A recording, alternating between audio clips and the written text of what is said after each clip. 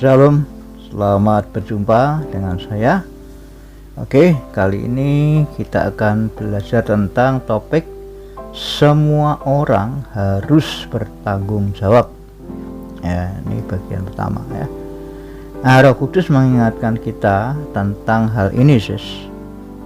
Widiawati berkata, apa itu, Pak?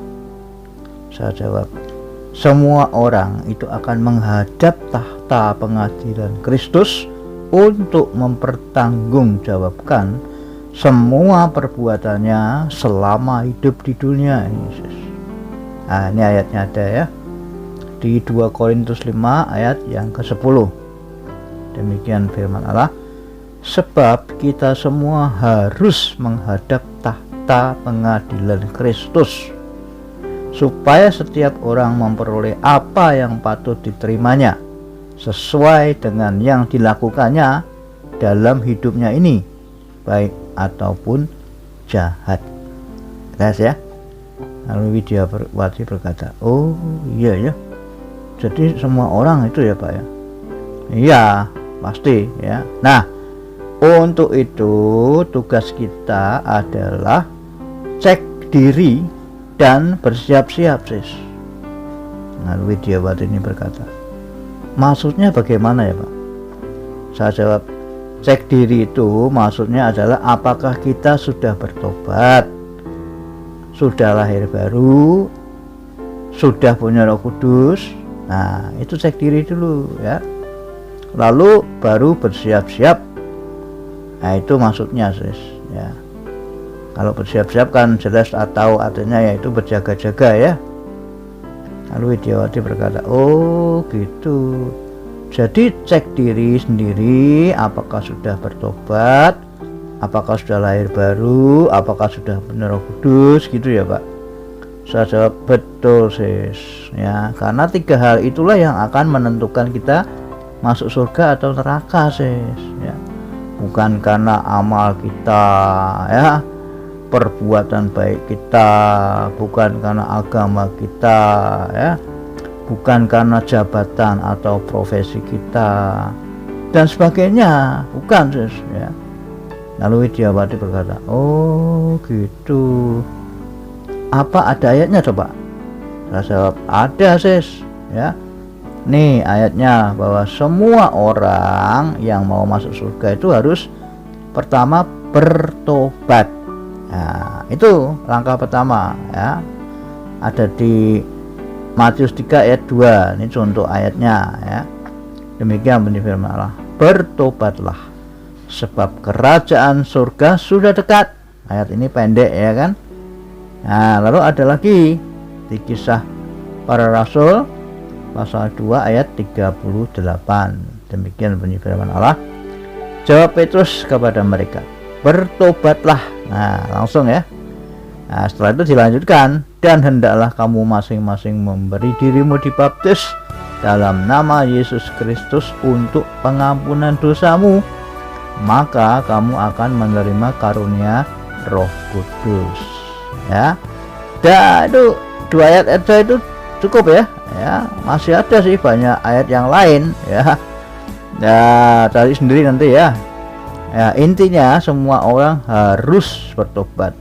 Yang pertama ya, bila ingin masuk ke surga, sis.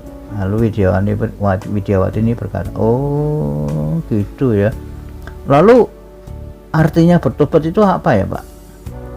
Nah, saya jawab ya, bertobat itu artinya adalah stop atau mati terhadap dosa, sis, dan kembali ke jalan yang benar atau taat kepada firman Allah. Nah, itu artinya bertobat. Lalu Widiawati berkata, oh iya. Lalu untuk stop atau mati berbuat dosa itu bagaimana caranya ya Pak? Nah, saya jawab, ya caranya ya harus ngambil keputusan sendiri ya. Pertama, kalau saya mau bertobat ya harus mengambil keputusan untuk stop atau mati terhadap dosa, kan begitu ya.